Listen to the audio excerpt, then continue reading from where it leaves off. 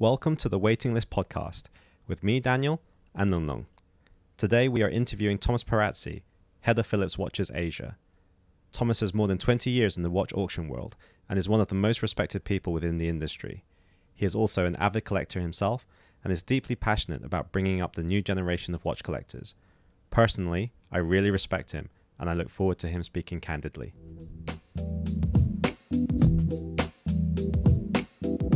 Tell us a story. It's like many things you start building from So you're fancy. scratch. You're fancy. Why are you laughing?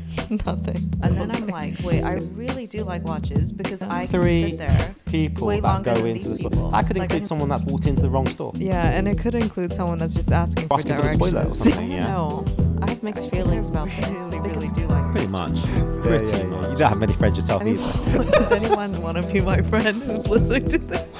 either. DM. So thank you very much, Thomas, for agreeing to do this interview. My pleasure. Thank you for joining me at Phillips Hong Kong. We are in our office. It's a pleasure to be with you tonight. When I started this watch journey, you're a titan in the watch industry, and I never thought that, that I would be in the same room as you. So personally, it's like a milestone for me, especially to interview. I think this is my first interview with you. That's correct. Yeah, that's Same the first here. one. Yeah. Yeah. a bit nervous, but Oh, come on, relax. You're just too good looking. She gets you. Yeah, wait, everyone, I just want to clarify. Thomas is really good looking in real life. So I didn't know that last time. He's very good looking and he's blushing. Right. So, I know you've told this story to me before, and it was basically, I just was captured by it completely from start to finish, which is, can you tell us actually how you even got into the watch industry and share that with the viewers? Sure. It's a bit long story, but I would like to share it, especially the key points, the key moments. I always start my story saying that I strongly believe that I'm a Swatch marketing victim, because it was the late 80s when Swatch was even more popular than Rolexes and Pateks. It was a huge phenomenon. Back then I was living in Italy. So when I was 8, 9 years old, I started to look at them and I fall in love. And for my birthday or Christmas, I asked my parents, instead of games, video games, I remember the first Game Boy was the period when it was first launched. I was asking Swatch. And so I started to collect them.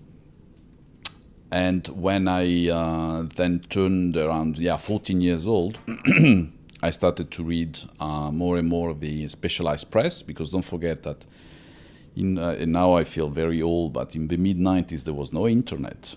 So the only way to get information and to improve your knowledge was, of course, the monthly magazines, the auction catalogs, and attending the few shows that were available back then, because the market was completely different from today. So over the high school, I was not a very good student, I have to say, because I was spending more time on reading, about watches than what I should have studied. So, and then goes to when I turned 18, and my first big trip I did when I got my driving license was to go to Basel for the first time, and was 1998. I remember it was a day trip. I woke up so early, and I got some snow in Switzerland. And when I arrived in Basel, it was heaven. It was like the atmosphere, and then all the big brands, and then having the chance to see the novelties before the specialized magazine were out, because basically the market was aware of the novelties a month after Basel. Today is like a second after the opening. Back then you had to wait a month to see the novelties. So the fact that I was there and have the chance to see the novelties was like, and in that moment, it was like the atmosphere, all those watches all together, it was really heaven for me. And in that moment, I decided that I wanted to one day be in the watch industry. I went to university. I studied economics, and meanwhile, the poor girlfriend back then.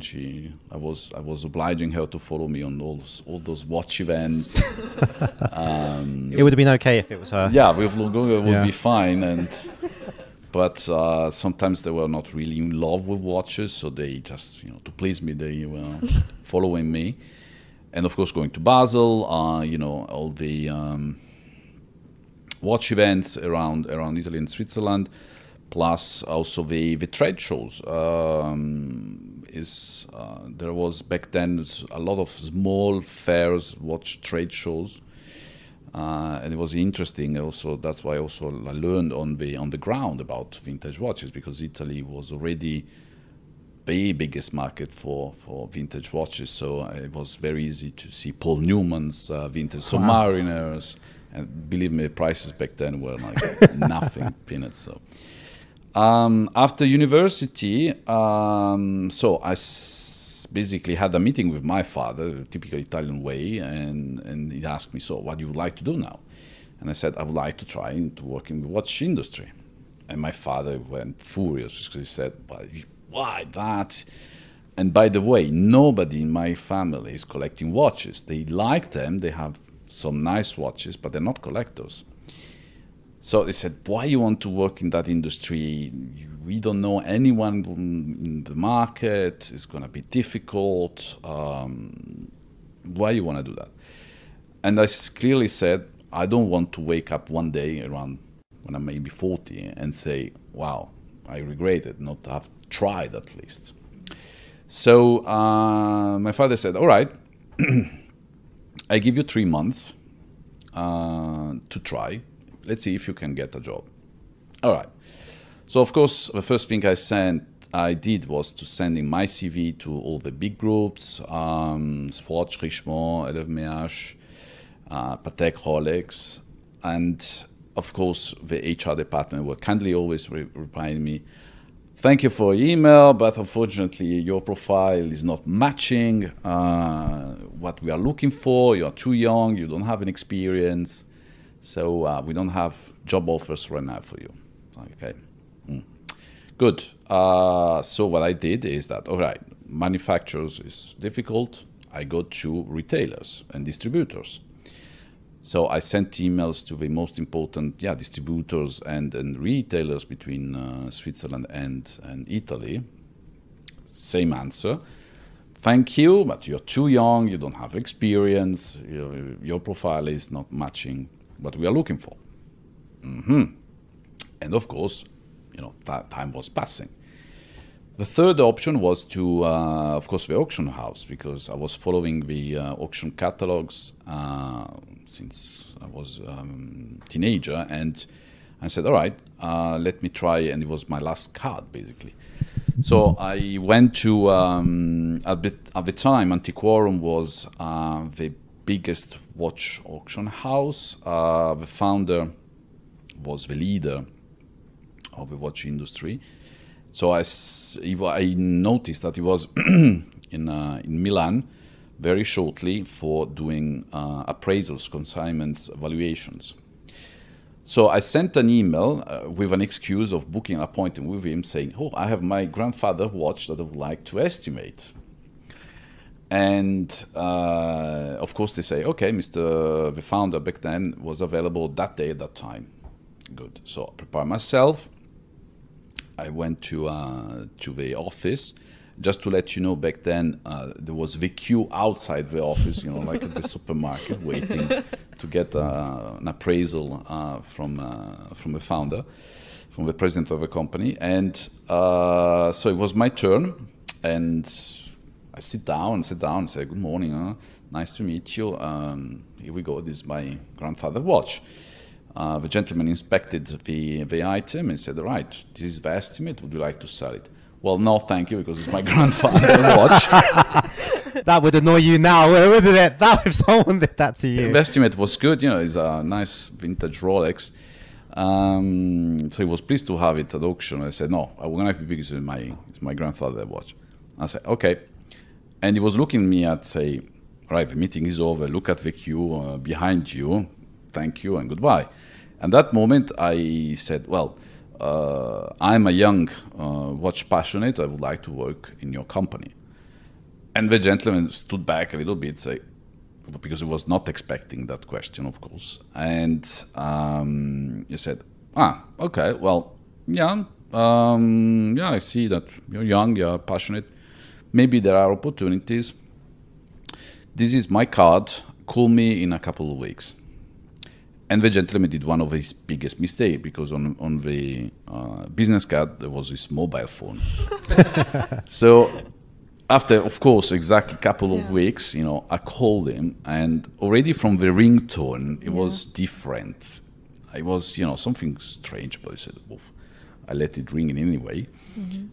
And he picked up the phone and said, hello. Hi, yes, good morning. I'm, remember a young guy you met in Milan, or you remember you asked me to call you back and see if there's any opportunities. Sorry, right now I can't. Call me back in a couple of weeks. Then later I found out I think he was in Japan, so I woke him up during the night. Mm-hmm. But in any way, he picked up the phone.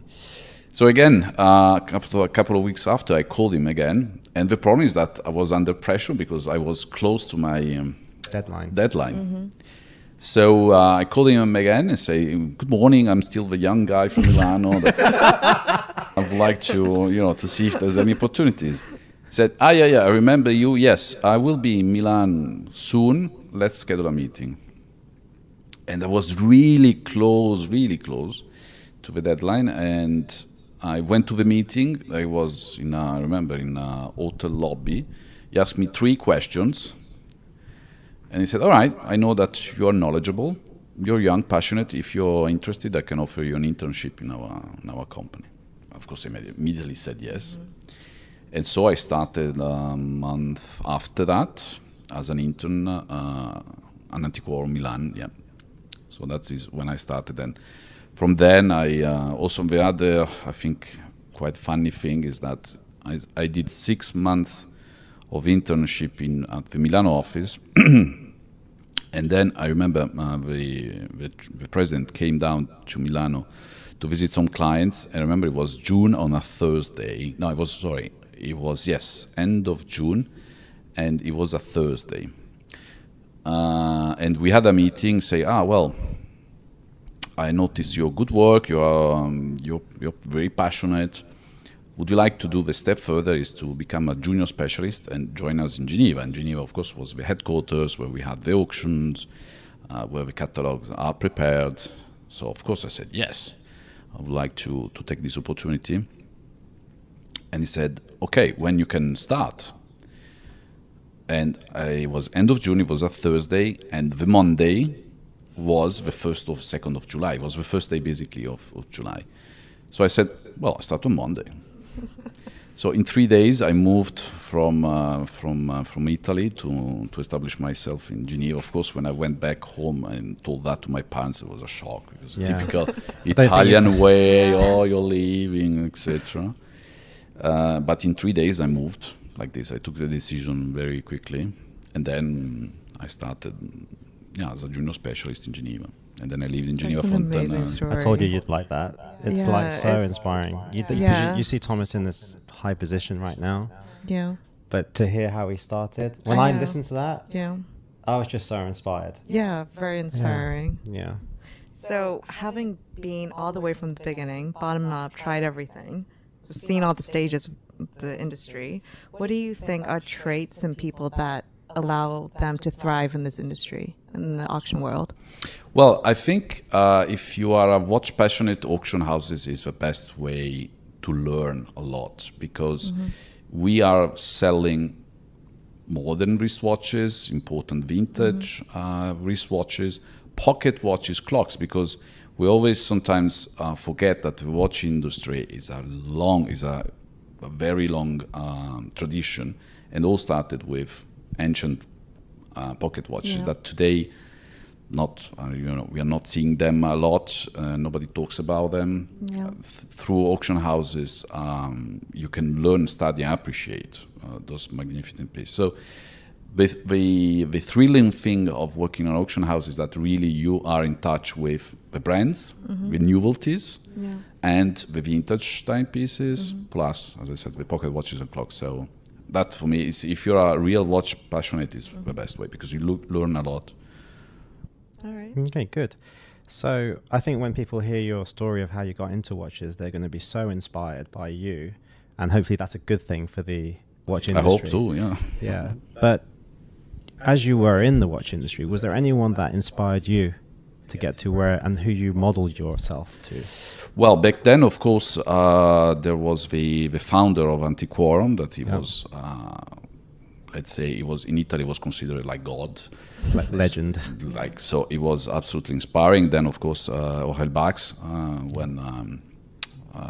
during his period at Christie's, of course, a great professional and specialist, and now I'm lucky to work with Aurel. Yeah, that's really cool. I think you're an example to those that with passion and, and you succeeded. But what I find really charming is that you're actually still a watch collector. Yes, I am, Right. of course. At the base, I'm a watch collector, watch passionate still, yeah. So what were you collecting back then? Back then, I collected, as today, I collect whatever I like. So I collect what I like. Okay, just a step back. That for me is quite important. Watches for me are instruments, all right? Watches were created to tell the time, and then slowly they added complication to give answers to certain problems. The chronograph, then of course the divers watches. So for me is when a watch is manufactured with a specific reason to answer specific needs and to make men's life easier or men's work easier, for me it's fantastic. So when they are designed, and the crazy thing is that when I started, the watch was made around the movement. So first you did the caliber, and then you create the case accordingly. Yeah. Today is the opposite. Wow, that's changed so much. Yeah. Today is completely the opposite. Yeah. So so that's what I think. I really like instruments. So of course I like accurate movements. I like high quality movements. Finishing is important as well. But complication like chronograph, divers watches, that's what I collect. So there is no a specific, I don't have a specific way of collecting, but really collect what I like. That is like almost real collecting though. I think so. I mean, if you look at also John Goldberger, Auro Montanari, one of the biggest collector, but other important collector, Sandro Frattini, they always answer the same way. They bought what they liked. Yeah. All right. Well, I don't think we wanted to ask you how your collection has changed over time, but I think you're still someone that consistently buys what you like, looks at movement above everything else, right? Yeah, that's correct. Yeah, I even have quartz watches, because. Oh, really? Yeah, for example, one of my favorite one is the Emergency from Breitling, because that is the only watch that potentially can save your life. Yes. I mean, literally for me, save your life. Yeah. Amazing. Any grails right now on your list? Many, unfortunately, it was too many. But of course, I really like also. I consider watches. That's why I like vintage watches, is because they are basically companion of your life or a certain experience. So my grail would be once to have a real maybe astronaut Speedmaster. Of course, the NASA ones are not available for sale because they are the federal property. There are the Russian ones that they are available, but of course, having like a speed from the Apollo program would be my grail. That would be really cool. Yeah. What is it about those pieces? Because I know you're a big Speedmaster fan, and we all know the story. But is it just simply that story that really entices you? Is there anything else about that watch? Yes, that is the thing. Going back to my first answer, is that when Omega created that caliber, Lemania created the caliber, and then Omega used it and created the Speed in 57, they just created a watch that was for sports, activities or to help, to timing factories, activities, and so on. They didn't have any kind of idea that the watch potentially could go into space first and then on the moon. Mm-hmm. And thanks to my friends in Omega, I mean, I followed all the processing of how NASA selected the speed. And it's just crazy because they don't do any kind of modification from the regular production. So for me, that is amazing, that a watch that was designed and built for sports activities was so reliable that it was able to go to the moon. And okay. So apart from Omega, what other brands are close to your heart? Because you've just mentioned vintage, like Breitling potentially. You know, is that something you like? And definitely, why? yeah, vintage Breitlings. Then, of course, Rolex. Don't forget I'm Italian. Rolex is part of the NDA. Then, of course, Patek. Now tonight I'm wearing a Debutune, so I like also independent watchmakers. And now my would say recent love is really Lang & Söhne, because thanks to our friend, I really appreciate what they are producing. Right. Okay. So let's shift the interview a bit into auction houses, since you're an expert in this. And I think, including myself, I think there's a lot of viewers out there that aren't so familiar with auction houses, and they might even feel intimidated with it, right? You have come from Christie's, Antiquarian, Sotheby's, and now Phillips. Want to know, as a customer selling and buying from an auction house, where do I begin? How do I know which auction house to go to? And what are the main differences between the houses? Good question. Well, I would say that the first thing is to really call or send an email to the auction house and talk to a specialist, whatever department is it, because you will immediately see that auction houses are absolutely approachable. We are here to welcome and to talk about our passions with collectors and clients. We are not unfortunately, we have always seen unapproachable companies, or because we sometimes sell high value watches, means that is only for exclusive collectors.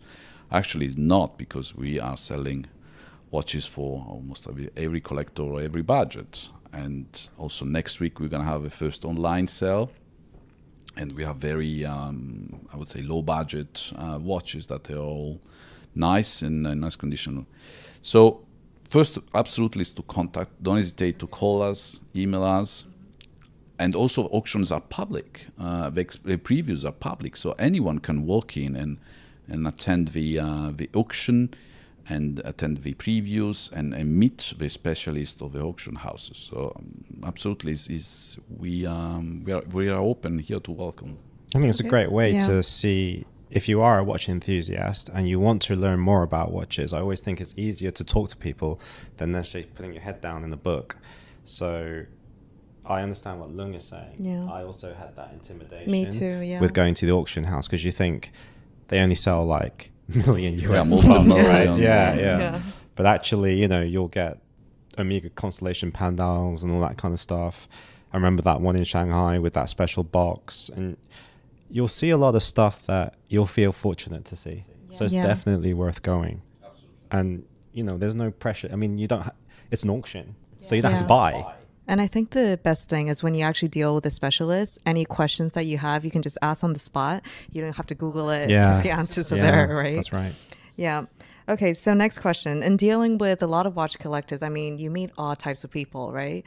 Who have you met that you have felt starstruck or nervous about? Apart from myself and Long. Yeah, we are quite big.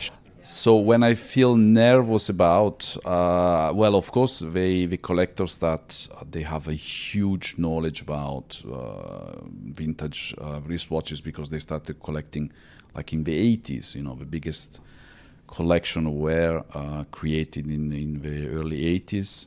So sometimes, I feel, luckily there are no old friends, but sometimes a bit nervous because maybe they remember one object specifically that, oh gosh, what is it? All right. So last year, Phillips did like really well with Blackbird. So it was a white glove sale. So for people out there, white glove is when every single lot is sold, which is quite rare, I would say. So congratulations. Do you, before the sale, right? Do you ever get a gut feeling like this is going to do well, or is every single auction just as big of a surprise to you? So that's a very good question. Yeah. So as you know, I'm also an auctioneer. I started Yeah. in 2009. So it's crazy that until the moment you get up on the rostrum, you don't know how the auction will be. Of course, Okay. we have interest meetings. We have meetings before the auction to track the interest from collectors. But believe me, it changed so quickly in the good and bad way that you don't know. You know always at the end of the auction. Yeah. The biggest example is the Paul Newman that we sold in New York in 2017. Believe me, Aurel was super stressed because we didn't know. I mean, we knew that we had some phone calls, some collectors registered on the phones, but we didn't know if they were just listening on the phone or they want actually to bid. Yeah. We had people in the room, but we didn't know what kind of level would be interested on to bid. So we didn't know, and it was crazy. And Aurel, till he opened the bids, he wasn't aware of how the auction would have. I think touching on the Paul Newman, since you've mentioned it, obviously I'm in touch with a lot of collectors, and since you have brought it, they're going to be banging on me to ask you, did Rolex buy that watch? Sorry, I cannot answer.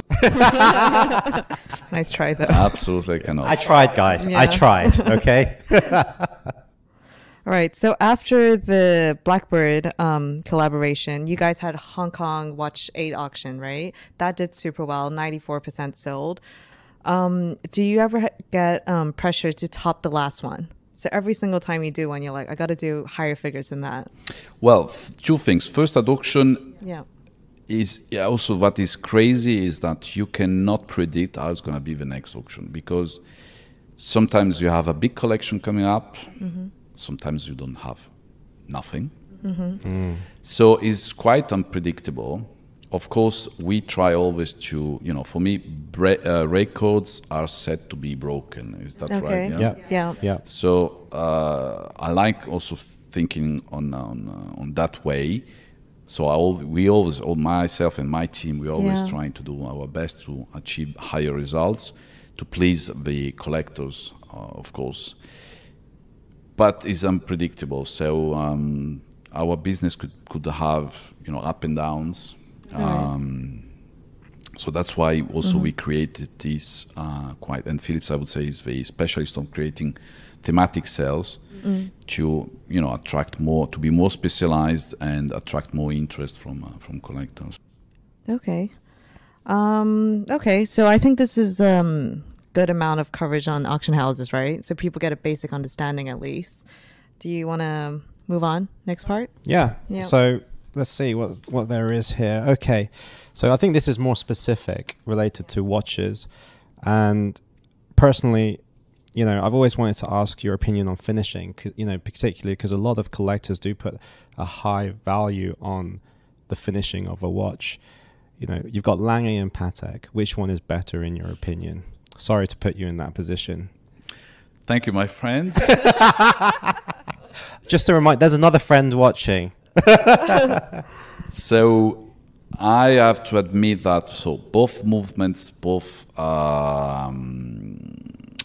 watch brands, they are for me the pinnacle of the watch industry. So the quality, of course, is extremely high.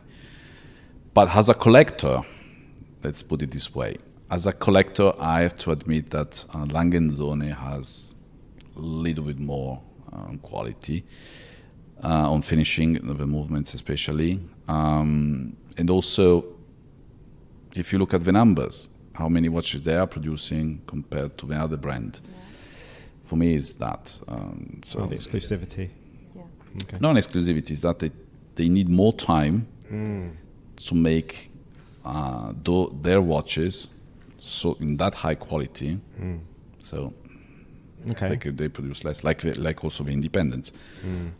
Same thing. And if we take those two brands out, still on finishing, what's the best finished watch out there? Well, there are so many, Daniel. You cannot ask me that. I would say, I'm wearing one of those. I mean, I think Denis Flageolet is one of the best living watchmaker. François Pauljourne, of course, but then Greber and Forsey. They are making exceptional pieces. And completely changing that, for example, another thing that I wasn't really looking at, but then when I started to really look as a collector, as a passionate, is like Uhrwerk. Uhrwerk, I think the quality, the finishing is high for their futuristic style watches. How about something like from folklore, mythological, like Dufour simplicity? Then of course you have Philippe Dufour. Is the father? Well, I would yes, because Daniels is the grandfather. So George Daniels was the grandfather of independence, and then we have Philippe Dufour. Of course, talking about finishing and quality is definitely top position. So you've seen so many watches. I mean, I haven't seen the Simplicity myself. It's one of the watches that I really want to see. But is there anything still out there that makes you excited? Oh yes, every day. Yeah. Otherwise, I think if you're not passionate, if your work don't let you get excited, I don't say every day, but at least once a week. Once a week. You should change work, because that's the beauty of my job. Yes, of course there is, new discoveries, because also I would say that in every auction we discover maybe a new watch or a new model that we were not aware of. So that's really exciting. Yeah.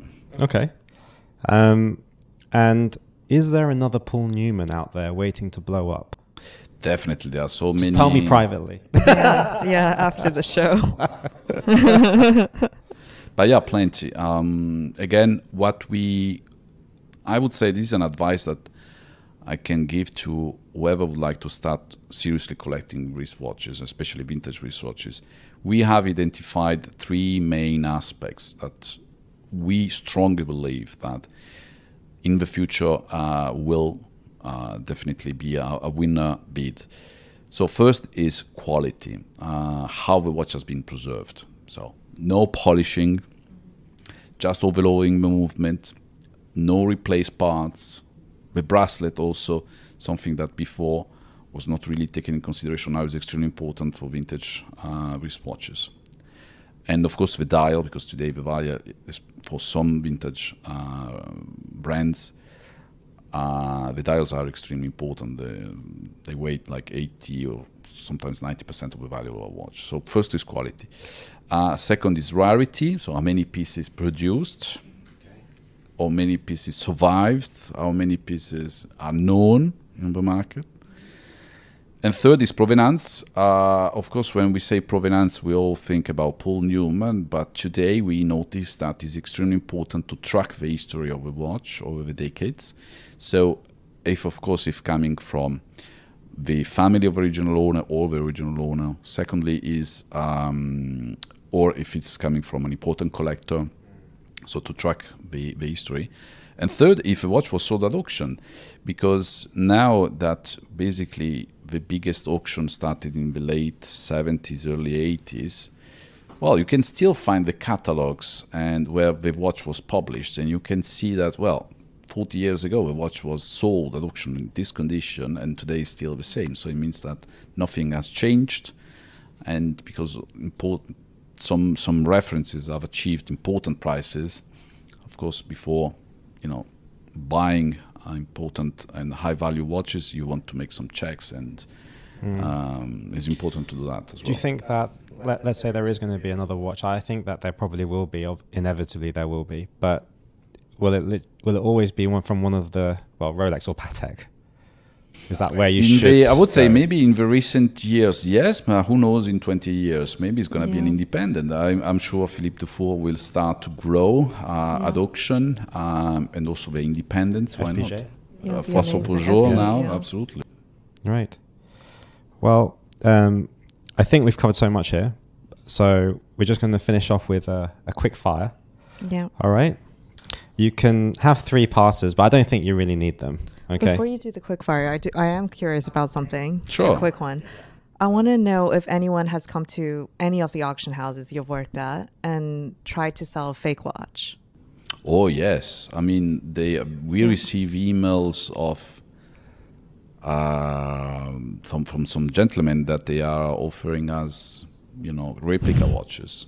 Okay. And was last year, I think, a gentleman approached us with a terrible replica of a Sky Tourbillon.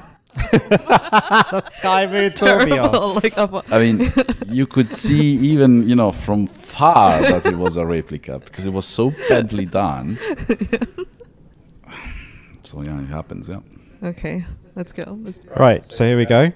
Most unreliable watch and brand. Unreliable. Unreliable watch. From which angle? So when something like breaks, keeps breaking down and needs to go for repair and. Can I use my first pass? Oh! Right. Shoyo or Shoki? Pick one. Both. You can't. No. Okay, Shoyo because he's my colleague, so we're working together. Right. Stubble or no stubble? Stubble? Or no stubble? Non-stubble. No. Okay. Most memorable meal you've had? Most memorable meal? Well, the first one that came to my mind is a dinner I had with my wife in Istanbul, Turkey. The place is called Sunset. It's basically on top of a hill, in Istanbul. I don't know if you've ever been, but try to schedule a trip to Istanbul because it's a beautiful city. Once, of course, this COVID situation is over. And he had a beautiful terrace on the Bosphorus, and it was just a magic night. Yeah, great. Risotto or pasta? Pasta, no. I prefer pasta. Okay. Living in Asia or living in Europe? No, Hong Kong. In fact, the first time I came to Hong Kong was 95. I was a bit young and I was here for holidays. Then my first trip was in 2007. And I remember when I landed in Hong Kong, I was hit by this energy, dynamism that there is in this city. So since then, I was flying to Hong Kong regularly, like between 4 and 6 times per year, attending the previews and attending the auctions. And I always liked Hong Kong. That's why also I decided to move here. Okay. I'm going to annoy some people here. Yeah. Nautilus or Royal Oak? Oh, Royal Oak, yeah. Oh, okay. Original Genta design, the first one. The Rolex GMT or Submariner? Let's say sub because, for example, when I turned 20, my parents offered me a Sea Dweller because I preferred more sub, and also because it was more fashionable. In Italy, you had to wear like a sub-style watch. Right. This is easy. Vacheron, Lange, or AP? Yep. Lange 1815 Chrono or 5170 Patek?